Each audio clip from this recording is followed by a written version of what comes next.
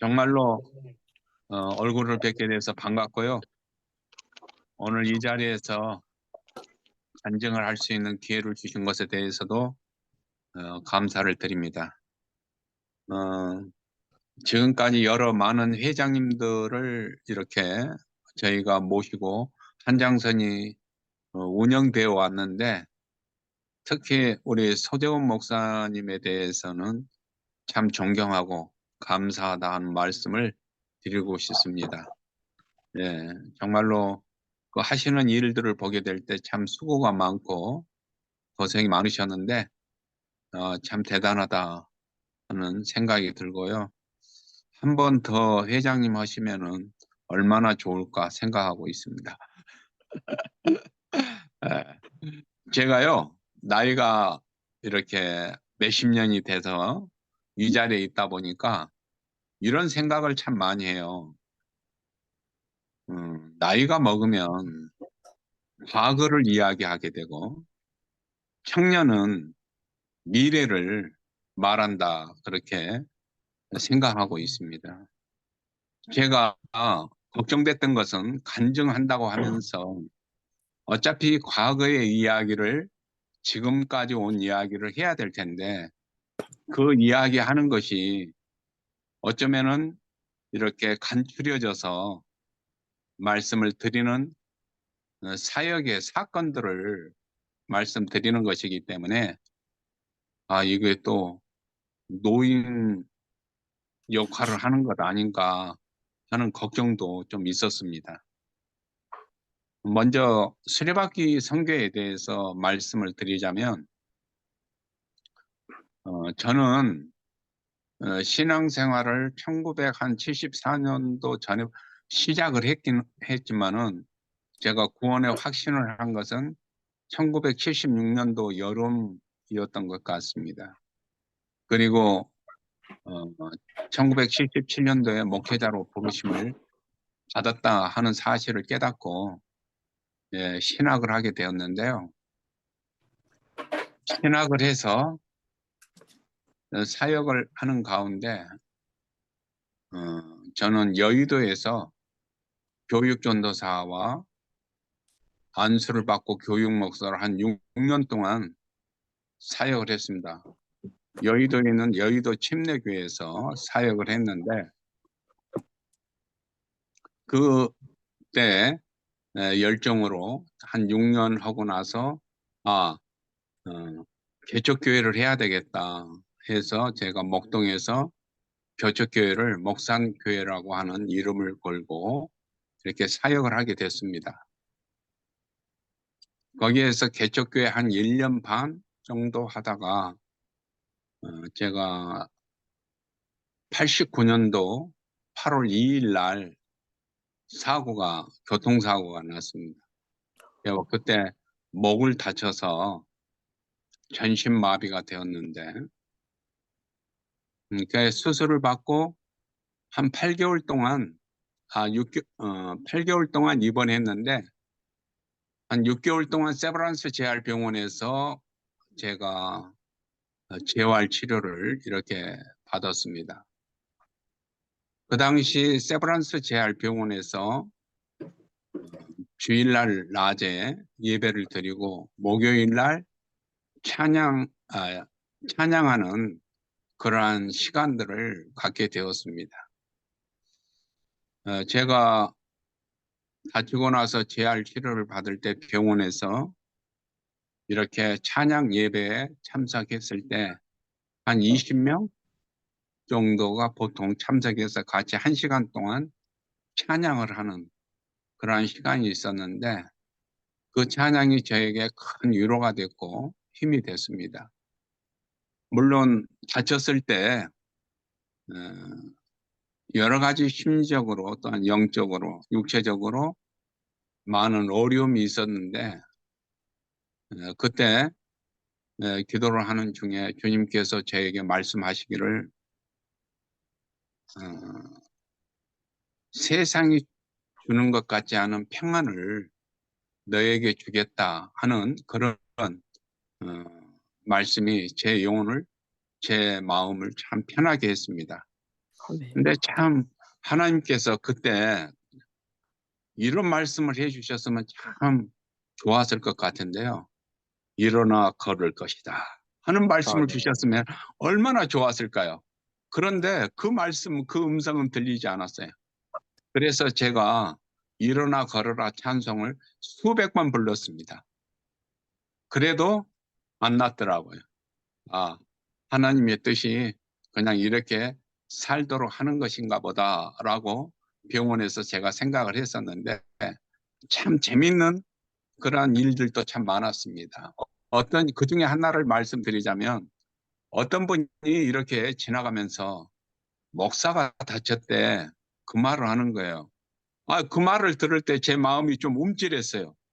왜냐하면 우리 간증할 때 들어보면 어떤 분은 그냥 차가 다 부서졌는데 하나도 안 다치고 걸어서 나왔다더라. 그런 이야기 종종 제가 들었습니다. 그런데 저는 이렇게 다쳐갖고 전신마비가 돼서 나을 가망성도 없는 가운데 있으니까 하나님께서 이렇게 돌봐주시지 않는 그런 느낌, 그런 뉘앙스를 풍기는 말이었어요. 제가 그래서 그분한테 그런 이야기를 했어요. 참 하나님은 공평하십니다. 왜냐면 우리 이 병원에 목사인 저도 다쳐서 여기 와 있고 권사님도 다쳐서 와 있고 장로님도 다쳐서 와 있고 예수님 안 믿는 사람도 다쳐서 여기 와 있는데 하나님께서 이렇게 참 공평하신 것 같습니다. 제가 그런 이야기를 했어요. 예, 하나님께서는 공평하신 것 같아요. 예, 누구에게나 사랑을 베푸시지만 또한 누구에게나 어떤 사건들이 닥쳤을 때 그러한 환경 속에 물리적으로 어려움 속에서 다른 점이 하나 있어요. 심리적으로, 영적으로. 그렇지만 저는 살아계신 하나님을 믿고 그분을 의지하고 그분 때문에 내 마음의 위로를 얻고 또 앞으로 살아가야 되겠다라고 하는 그런 용기와 마음가짐을 갖고 여기에 있습니다.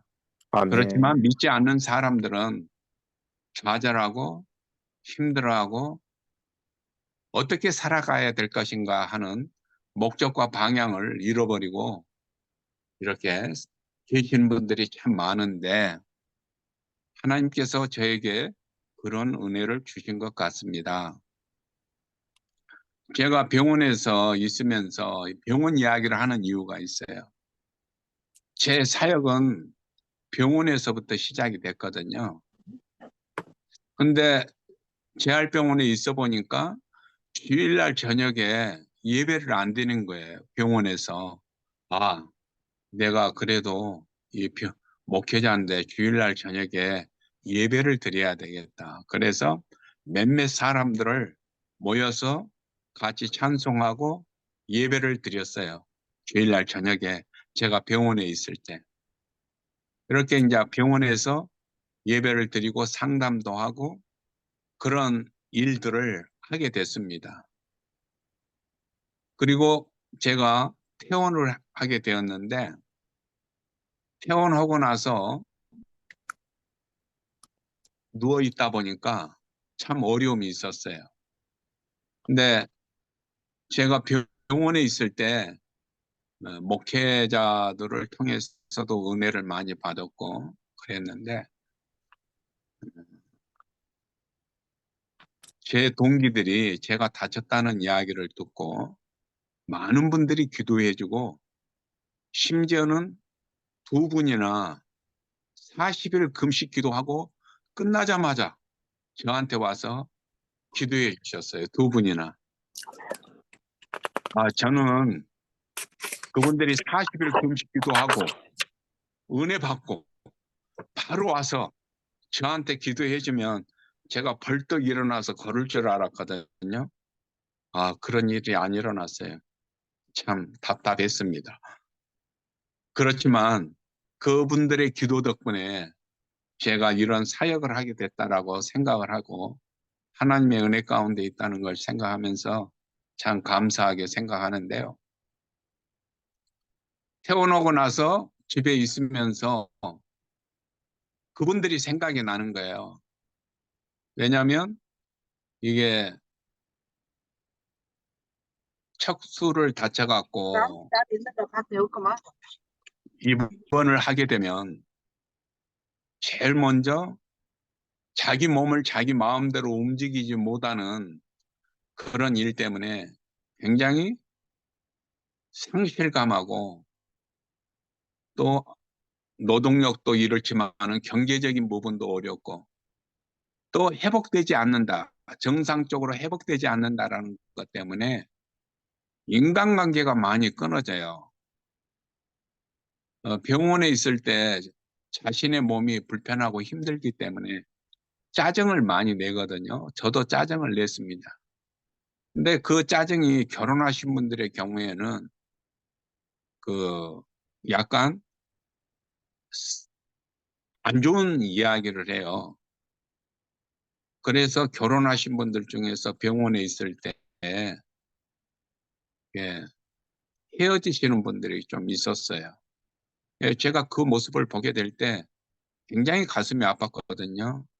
하나님께서는 제게 은혜를 주셔서 제 아내는 너무나 나를 365일 떠나지 않고 함께 해주는데 그렇구나. 그래서 이분들에게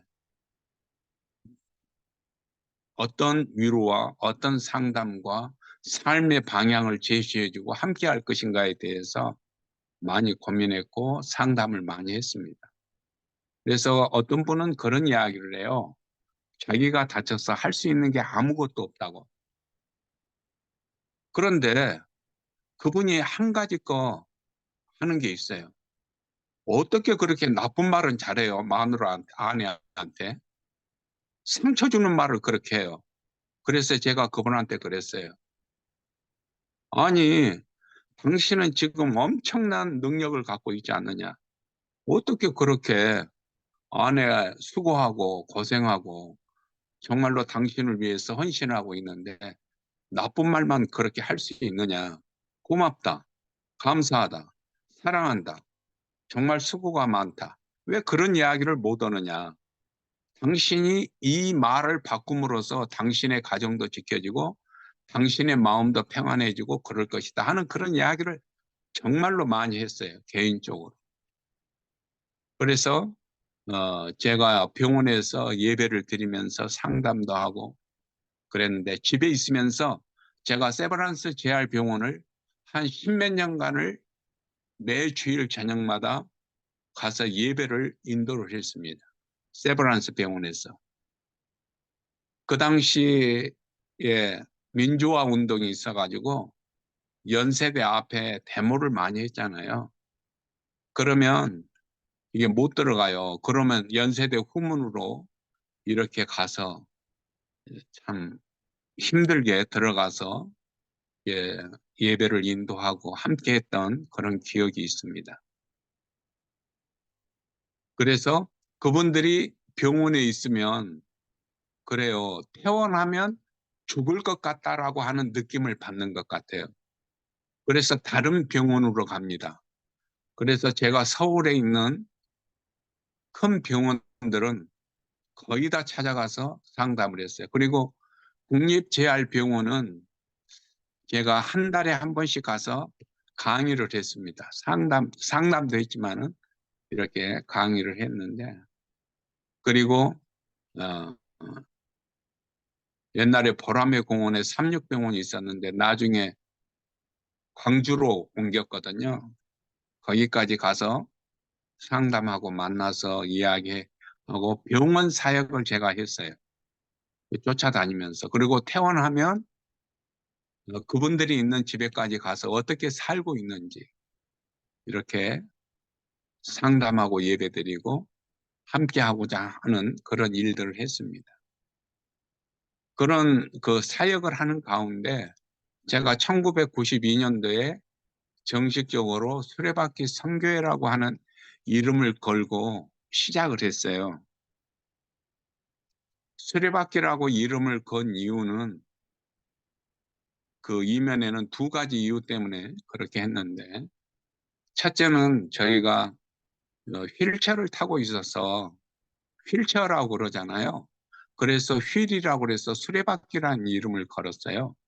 그리고 두 번째로는 제가 신앙인이기 때문에 그 당시 예, 수레바퀴 원리라고 하는 것이 있었어요. 중심 대신 예수 그리스도, 예, 전도, 예, 기도, 양육, 예, 이렇게 교육, 이렇게, 그리고 그리스도인의 삶이라고 하는 그러한 수레바퀴 원리가 있었는데, 그래서 예수님을 믿지 않은 사람들에게, 휠체어를 타고 있는 사람들에게 예수님을 믿고 그분들이 그리스도인의 삶을 살 수 있도록 내가 이런 선교를 해야 되겠다 하는 그러한 생각으로 수레바퀴라고 하는 이름을 이렇게 해서 선교회를 만들었습니다. 그 당시에는 참 어려웠던 게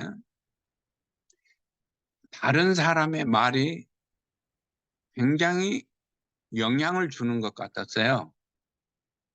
저도 의사가 저에게 말하기를 평생 침대에 누워서 생활하게 될 것이라고 생각을 했어요. 그리고 심지어는 제가 개척했던 교회가 목동이었는데 의사분들이 좀 많이 이렇게 한 열댓 분 나오는 교회였어요. 개척을 하는 가운데. 근데 그분들도 그렇게 생각했어요. 의사들도. 그런데 제가 세브란스 재활병원에 있을 때 박창일 원장님이 계셨는데 의사가 계셨는데 그분이 그러더래요. 그래요. 독일에 가서 재활의학 공부를 해봤더니 거기에서는 전신마비도 그리고 다른 장애를 입은 사람들도 운전도 하고 그렇게 돌아다니더라. 그러니까 나보고 하는 말이 한국에서 운전면허증을 못 따면은 독일에 가서 운전면허증이라도 따보라. 그런 이야기까지 해주셨어요. 그래서 제가 전신마비를 입었지만 운전을 해야 되겠다. 그렇게 생각을 하고 운전을 배웠는데 실질적으로 제가 운전을 배워서 운전을 하겠다는 생각을 해본 적은 없어요. 왜냐하면 제가 교통사고 났으니까. 그 당시에는 이렇게 장애인이 운전면허증을 따야만이 자동차세가 면제가 됐어요. 그래서 나는 운전을 안 하더라도 조금 보탬이 되기 위해서 면허증을 딴 거예요. 지금은 그렇지는 않죠. 그래서 면허증을 땄는데 제 아내가 운전면허 시험을 여러 번 봤는데 계속 떨어지는 거예요. 그래서 제가 답답해가지고 그냥 차를 끌고 나갔어요. 그랬더니 또 뭐 야단 났죠. 교회에서 교통사고 났는데 그 몸으로 운전했다고. 네, 제가 운전함으로써 느낀 것은 뭐냐면 제 사역도 넓어졌고 인간관계도 넓어지고 제가 할 수 있는 것이 운전함으로써 너무나 많아졌어요. 그래서 제가 30년 전에 장애를 입은 분들에게 운전을 하라고 하면은 그 당시에 다 미쳤다고 그랬어요. 제가 인천중앙병원에 가서 월요일 날마다 가서 예배를 또 인도를 했어요. 거기도 이제 이렇게 이야기를 해서 강당을 빌려갖고 그 당시에 인천중앙병원에 가면 차가 몇 대 없었어요. 그런데 한 3년 뒤에, 한 2, 3년 뒤에는 제가 인천중앙병원에 가면은 차댈 데가 없는 거예요. 왜냐하면 장애인들이 전부 다 차를 샀어요. 그래서 차를 갖고 왔다 갔다 하다 보니까. 근데 처음에 제가 가서 장애인들도 운전해야 된다. 이렇게 그러면 활동이 편하다라고 이야기했을 때 그 말을 받아들이는 사람이 처음에는 없었어요. 그렇지만 제가 운전을 하고 트랜스퍼 하는 거 보여주고 그런 과정들을 통해서 그분들이 나중에는 저보다 더 운전을 더 잘하고 움직이는 것을 봤거든요. 제가 하는 사역은 물론 선교하는 사역도 있었지만 삶의 희망과 어떤 삶의 의지를 갖고 살아가도록 먼저 해야 되겠다. 왜냐하면 그분들이 전부 다 마음이 꺾여갖고 날개가 없는, 날개가 꺾인 그런 새들처럼 다 되어버렸어요. 그래서 다시 회복해서 자기의 삶의 자리로 되돌아간다는 것이 엄청 힘들었어요. 이렇게 전신마비를 입거나 중도 장애를 입으신 분들이. 그래서 인간관계를 전부 다 끊어서 회복하는데 거의 한 5년 이상 돼야만이 바깥으로 나오는 경우들이 많았는데, 저는 그분들이 빨리 퇴원해서 사회 속으로 나오고 그래야 된다. 인간관계를 놓지 마라. 친구를 놓치지 마라. 이렇게 가족관계에 있어서도 좋은 관계를 유지하고 다녀라 하는 그런 이야기를 많이 했어요. 근데 저부터도 왜 그런 이야기를 할 수 있었느냐면, 병원에서 퇴원할 때 제 마음속에 어떤 마음이 있었냐면, 두려움이 있었느냐면, 퇴원하면 며칠 안 돼서 죽을 것 같았어요. 병원에 있어야지 괜찮지, 퇴원하면 이거 큰일 날 것 같은 생각이 들었어요. 제가 목회자지만 좀 부끄럽기는 하지만 이런 마음을 대부분의 사람들이 갖고 있었어요. 근데 놀라운 것은 제가 퇴원하고 그 다음날 아침에 일어났는데 그런 생각을 했어요. 왜 내가 빨리 집에 안 왔지? 이렇게 편하고 좋은데, 병원보다 더 좋은데 하는 그런 생각을 했어요. 그래서 그런 두려움을 갖는 사람들에게 그런 이야기를 할 수 있었고, 더 좋았던 것은 제 아이들이 아주 어렸는데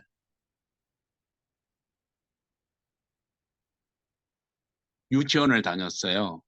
근데 제가 병원에 있을 때 아이들이 제 모습을 보고 굉장히 무서웠던 것 같아요. 그리고 집에 와서 보면은 아버지가 없잖아요. 그러니까 이 아이들이 완전히 자기 혼자의 세계로 빠져 있었어요. 그래서 제가 퇴원하고 다음 날, 어, 한 3일 뒤에 유치원 원장님이 저에게 찾아왔어요. 그래서 어떻게 알고 오셨냐? 그랬더니 그분이 제가 여의도 교회에 있을 때 성경 공부를 가르치셨고 예수님 믿게 했던 분인데 목동에서 유치원을 하고 있어서 그분이 제 아이들을 이렇게 케어해 주셨거든요. 근데 그분이 오셔서 하는 말이, 저 목사님 아들이 우리 유치원에 다니는데 그동안 아무리 선생님이 아이를 잘 돌봐줘도 이렇게 잘 어울리지도 못하고 그러더라. 그런데 3일 전에 내가 퇴원하고 다음 날부터 우리 아이가 달라졌다는 거예요. 그래서 선생님들이 깜짝 놀랐대요. 아, 왜 아이가 달라졌어요? 왜 이렇게 달라졌지? 자신감이 생겼고 그러지? 그래서 물어봤대요. 그랬더니 제가 병원에서 퇴원하고 집에 온 날, 그 다음 날부터 아이가 달라진 거예요. 아버지가 침대에 누워 있지만 아버지가 있다는 그 사실 때문에 아이에게 큰 어떤 자신감과 그런 부분들이, 믿을 만한 부분들이 있었던 것. 제가 그것을 이렇게 말씀을 드리는 것은 제가 그 말을 들을 때 굉장히 충격을 받았어요. 그리고 삶에 대한 도전도 받았어요. 아, 내가 존재함으로 장애를 입었거나 어떤 상태에 있거나 간에 내가 집안에 있으므로 우리 아이들이 힘을 얻고 이렇게 자신감 있게 살아가는구나. 열심히 살아야 되겠다, 내가. 내가 열심히 살아야지 우리 자녀들도 내가 존재함으로 이렇게 살겠구나 하는 그러한 그 깨달음이 있었어요. 도전이 됐어요. 그래서 제가 그때부터 부정적인 생각을 하지 않습니다. 그리고 나 존재 자체에 대해서도 내가 쓸모가 없다, 가치가 없다 하는 그런 생각보다는 존재함으로 우리 가정에서 의미가 있고 가치가 있다. 그리고 또 하나는 참 재밌는 생각이고 슬픈 이야기일 수도 있지만은 제가 살아있기 때문에 제 아내가 과부가 안 됐어요. 얼마나 놀라운 일이에요. 제가 살아있으니까 과부가 안 됐잖아요. 야, 혼자 사시는 분들 보면은 괴로워요. 힘들어요. 그렇지만 제가 부족하더라도 존재함으로써 제 아내도 위로를 얻고 의지를 하게 돼요. 저도 의지하지만 제 아내도 제 아이들도 의지하게 돼요.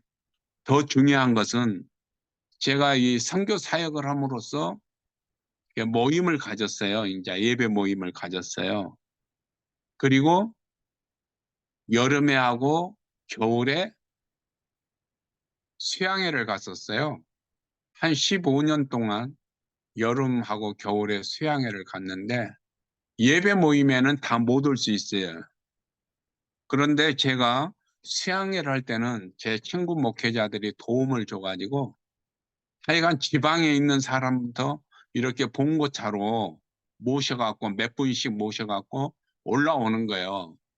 그러면은 제가 여름에 수양회를 할 때 한 100명에서 150명 정도가 양수리 수양관에서 수양회를 2박 3일 동안 겨울에도 2박 3일 동안 그렇게 했었는데 그때 이 수양회를 할 때 장애를 입으신 분들이 처음에 그 당시에는 태어나고 나면은 전부 다 추리닝을 입고 이렇게 다녔어요. 추리닝을. 왜냐하면 양복을 입고 다니는 게 불편하고 또 다른 사람들과 만나지도 않고 그러니까 편한 대로 사는 거예요. 그렇잖아요. 군대 갔다 와서 예비군복 입혀놓으면 아이 조금 전에 정장 입고 그렇게 멋있는 사람이 예비군복만 입혀놓으면 갑자기 그 순간부터 쭈그러드는 거예요. 한 번이 좀 약간 행동이 이상해져. 정상적이지가 않아. 예비군복만 입혀놓으면.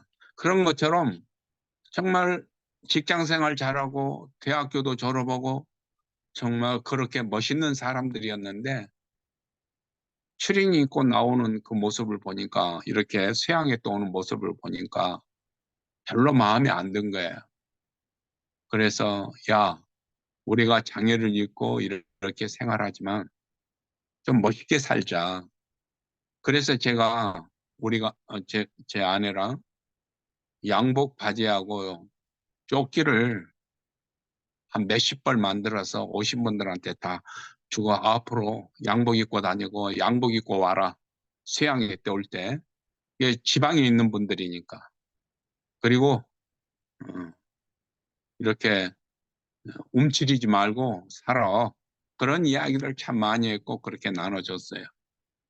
제가 참 기억에 남는 것은 광양에 사시는 분인데 이분도 예, 목을 다치신 분, 전신마비예요.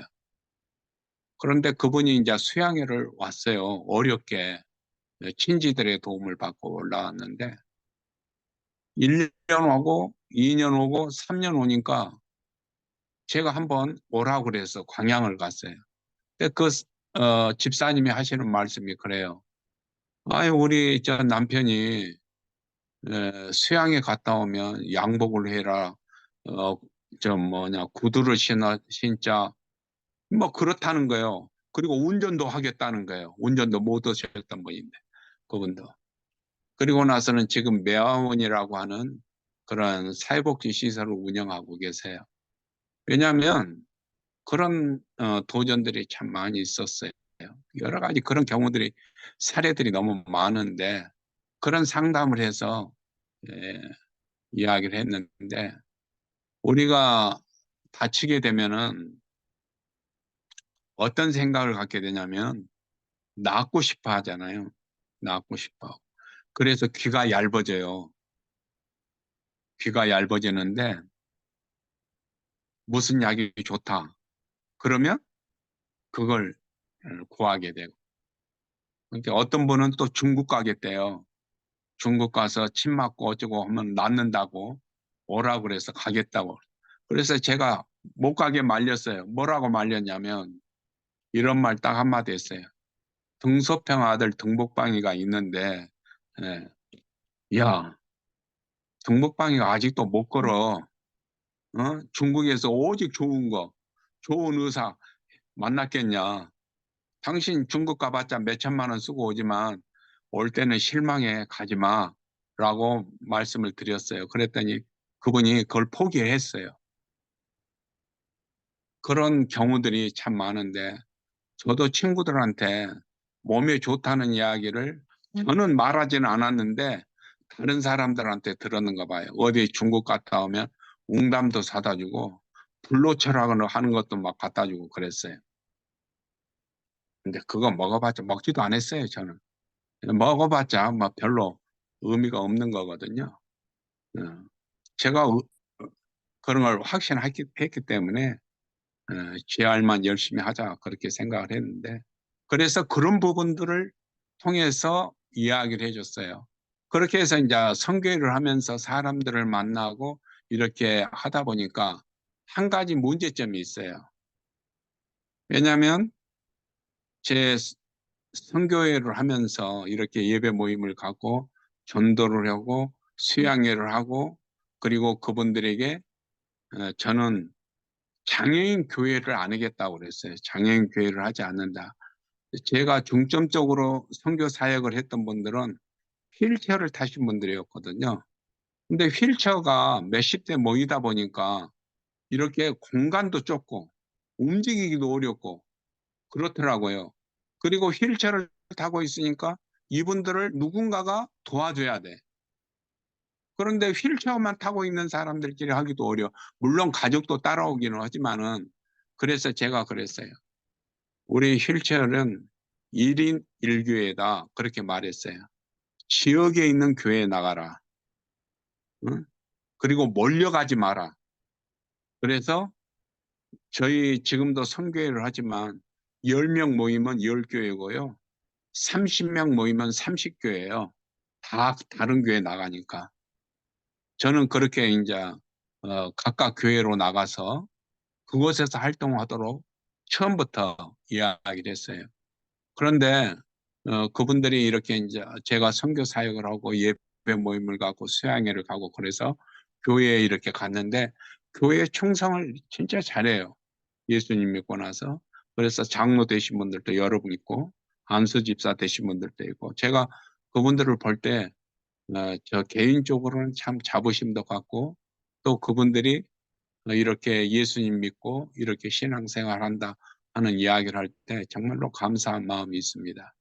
그래서 저는 처음부터 이렇게 선교 사역을 할 때 각 개교회로 나가도록 했고 교회에 나가서 혼자 외로우니까 우리 선교회에 모여서 같이 이야기하고 같이 식사도 하고 같이 예배도 드리고 그러자. 우리는 그런 것으로 하자. 그리고 어, 수양에 가서 그동안 하지 못했던 이야기들을 서로 나누는 친교의 시간을 갖자. 그렇게 제가 선교회를 이끌었습니다. 그렇게 이끌면서 느낀 것은 또 뭐냐면 이분들이 할 것이 없어요. 휠체어를 타고. 그래서 무엇을 해야 될까 하는 그런 고민들을 하기 때문에 솔직히 선교하고는 별로 상관이 없지만 다양한 분야의 일들을 했습니다. 그래서 처음에 제가 했던 일은 제가 사람들을 데리고 홍대 평생 그 학교에 갔어요. 그림 배우러. 그리고 홍대 나온 친구 내 후배가 있었는데 목회자인데 데려다가 그림 가르쳤어요. 그 음악도 가르쳤어요. 그렇게 그분들이 자기가 하고 싶어 하는 일이 있다고 그러면 그룹을 지어서 이렇게 하고 했는데, 제가 그림 이렇게 그리도록 맨발을 이렇게 해서 온 친구들이 있는데, 올해 제가 그림 전시회를 30회째 합니다. 그림 사랑이라고 해서 30회째 이렇게 매년 이렇게 전시회를 열어주는데, 왜 전시회를 열어주냐면, 그림 그려서 자기 혼자만 있으면 무슨 의미가 있어요? 다른 사람이 와서 보고 잘했다 칭찬해주고 또 그림도 사주고, 그것이 생업에 도움이 돼야 되죠. 그래서 그림 전시회도 없고 음악도 그렇게 해서 사실은 팀도 만들었습니다. 지금은 독립했어요. 예. 그렇게 그림, 문학, 그리고 운동은 제가 운동을 해야 되겠다 그래서 또 팀을 모아서 탁구 강사를 모셔다가 탁구 교실을 열어서, 탁구 교실만 열면 또 재미가 없잖아요. 탁구 대회를 열어줬어요. 그래서 한 십몇 년 동안 제가 탁구 대회를 열어줬고, 논볼 대회도 열어주고, 테니스, 농구, 뭐 그런 그 휠체어 타고 할 수 있는, 하고 싶다고 하는 그런 일들을 했는데, 그럴 때 제가 가졌던 생각이 뭐냐면, 아, 이 사람들이 나를 통해서 이렇게 한 걸음 도약하고 발전되었으면 좋겠다. 삶의 보람과 기쁨을 가졌으면 좋겠다. 디딤돌의 역할을 하자. 나는 그런 생각을 했었고, 그다음에 마중물의 역할도 좀 하자. 그런 생각으로. 그래서 그분들이 그 자리에 오도록 끌어내는 사회생활을 할 수 있도록, 그렇게 함으로써 그 자신이 내면적으로, 정신적으로 성장하고 또 이렇게 살아가는 데 있어서 보람을 갖는 그런 모습들을 참 많이 봤어요. 그래서 그림을 그리시는 분 중에서 한 분이 그런 이야기를 했어요. 왜 그림을 배우시려고 그러십니까? 그랬더니 그분이 그런 이야기를 해요. 그분도 아이가 어렸었는데, 내 아이가 학교 갔을 때 아버지 직업이 뭐냐라고 물어볼 때 뭐라고 이해가 할까? 그래서 나는 그림을 그려서 화가가 되겠다 하는 거예요. 그래서 내 자녀가 학교 갔을 때 아버지 직업 화가, 이걸 하기로 원하고, 그분이 지금까지 30년 동안 그림을 그리고 있는데 정말로 지금은 유명한 작가가 됐어요. 예, 그런 분들이 몇 분 있어요. 예, 그런 부분들이 어떤 꿈과 희망과, 그리고 내가 이렇게 삶으로써 우리 가정을 지키고 우리의 자녀를 지키고 또 이 사회 속에서 한 구성원으로서 살아갈 수 있다 하는 거예요. 이 친구들이 전부 다 고등학교도 졸업하고 대학교도 졸업하고 친구들도 있잖아요. 그런데 전시회를 한다 그러면 친구들이 오는 거예요. 아, 이 친구가 이렇게 삶의 보람을 갖고 살아가고 있구나 하는 것을 느끼는 거예요. 그러면 인간관계 속에서 사회에서 한 구성원으로서 살아가는 거예요. 아, 그래서 저는 그런 부분들에 있어서 어, 역할을 잘했다 생각했는데, 저 개인적으로는 고민이 많았어요. 목회자로서. 왜 고민이 많았냐면, 제가 사역의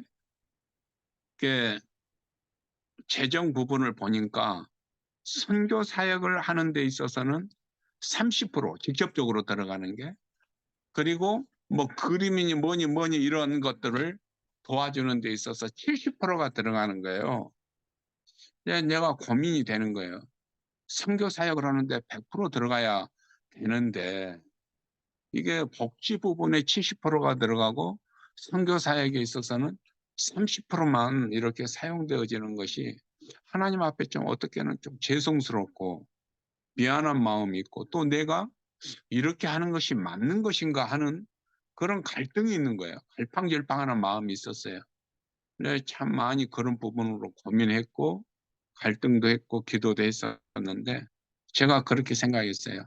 예수님을 믿지 않는 사람들이 처음부터 복음을 증거해서 이렇게 구원 확신하고 이렇게 교회에 다니고 그런 것도 참 필요하는데 내가 가서 그분들에게 그런 이야기만 하면 그분들이 저를 만나주지 않은 거죠.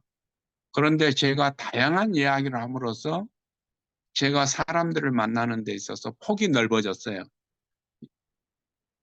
불교든 천주교든 무교든 어떤 사람이든 간에 만나서 그분들로 하여금 삶에 대한 이야기를 함으로써 그분과 접촉점이 생기게 되고 수양회를 이렇게 오시도록 하고 예수님을 그때 복음을 증거하고 그분들이 각 지역에서 신앙생활을 할 수 있도록 하는 것이 이 복지에 대한 그러니까 뭐 그림이니 뭐니 그런 스포츠에 대한 부분들을 할 수 있도록 투자하는 것이 선교하는 데 있어서 밑거름의 역할, 걸음의 역할을 하는 거고 그런 것일 거다라고 제 자신이 확신하고 그 뒤로부터는 갈등하지 않고 사역하는 데 있어서 어려움이 없이 역할을 했다라고 말할 수 있습니다.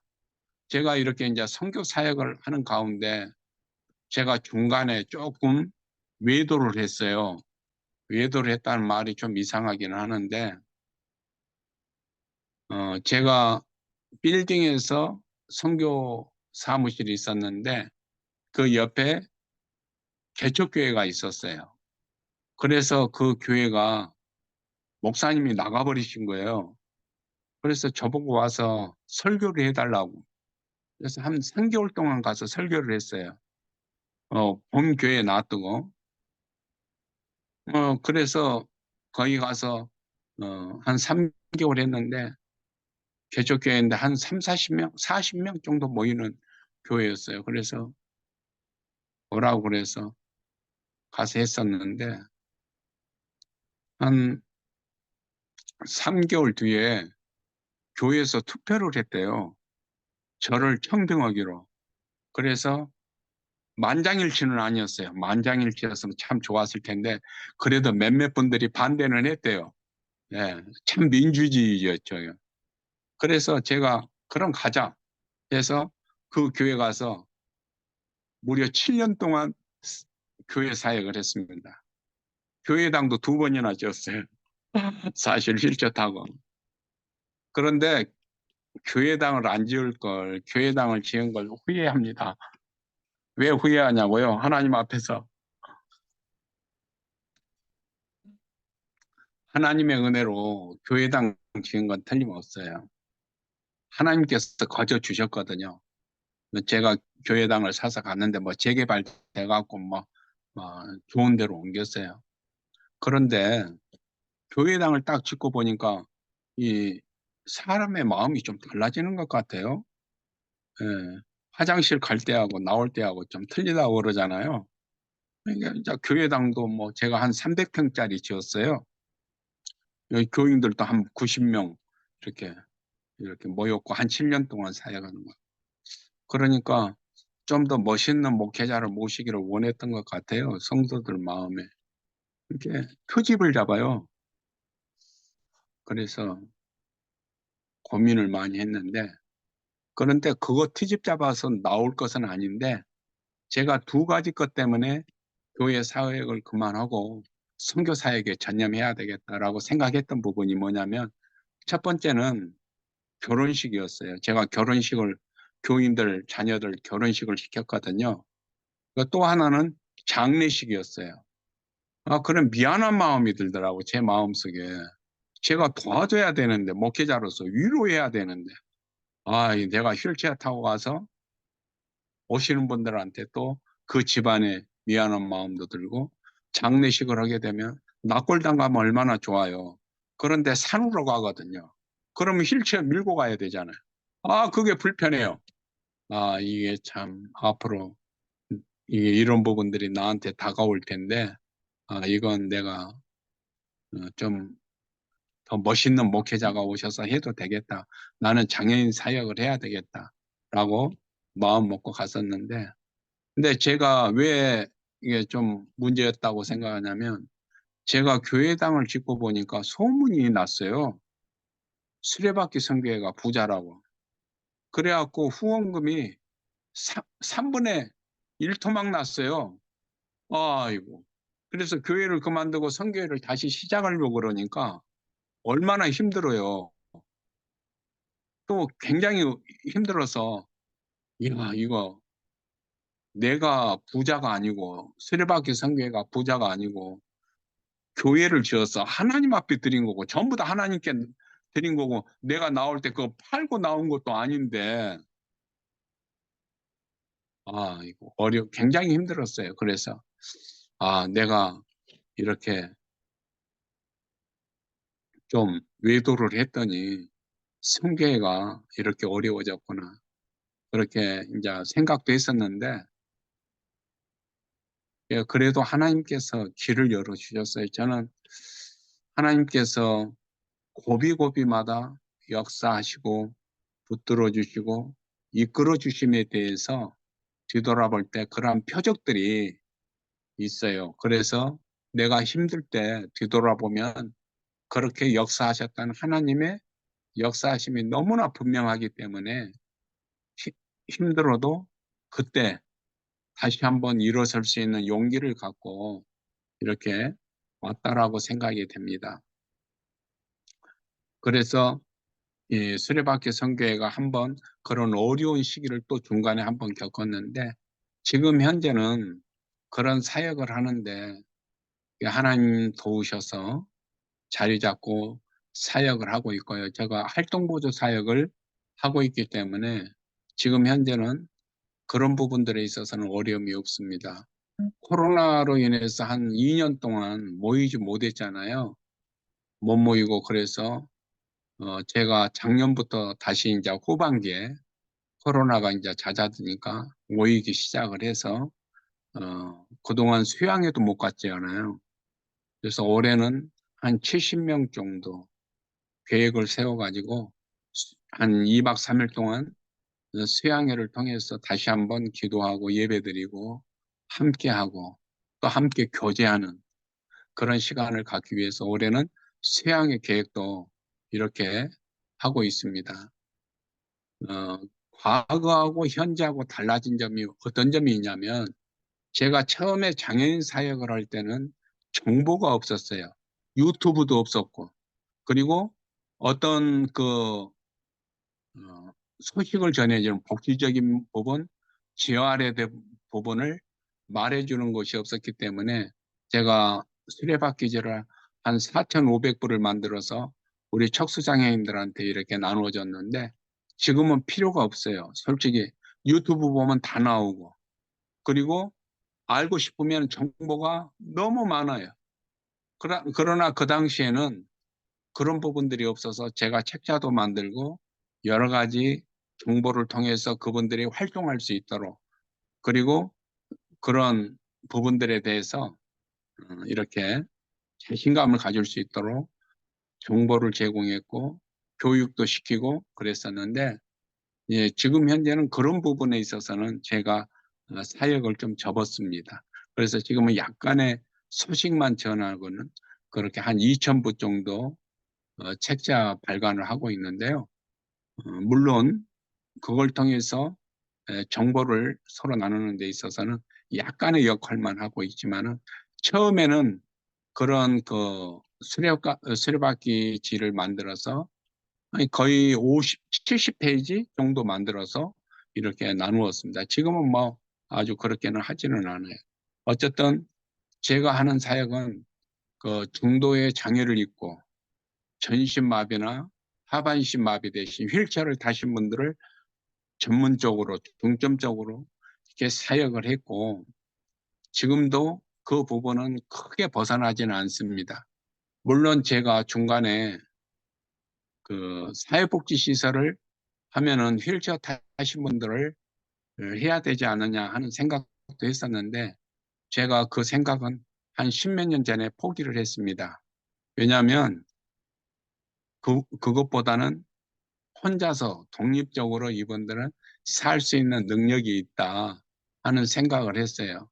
같이 모여서 사는 그것이 필요로 하는 사람도 있겠지만 제가 전문적으로 선교 사역을 하는 이런 예, 전신마비나 이렇게 하반신마비 입으신 분들은 독립적으로 사는 것이 더 자기의 삶을 활발하게 할 수 있는 역할을 할 수 있고 그렇게 그 길을 걸어갈 수 있도록 안내를 해주는 것이 필요하겠다 하는 그런 생각을 했습니다. 지금까지 제가 사역을 하면서 매 순간순간마다 하나님께서 함께 해주신 것에 대해서 감사를 드리고 또한 한장선에서 함께 사역을 함으로써 많은 분들한테 도전도 받고 또 그분들이 하시는 걸 보고 제 마음속에 이렇게 정말 공감하고 함께하고 있는 부분들이 참 많이 있는데요.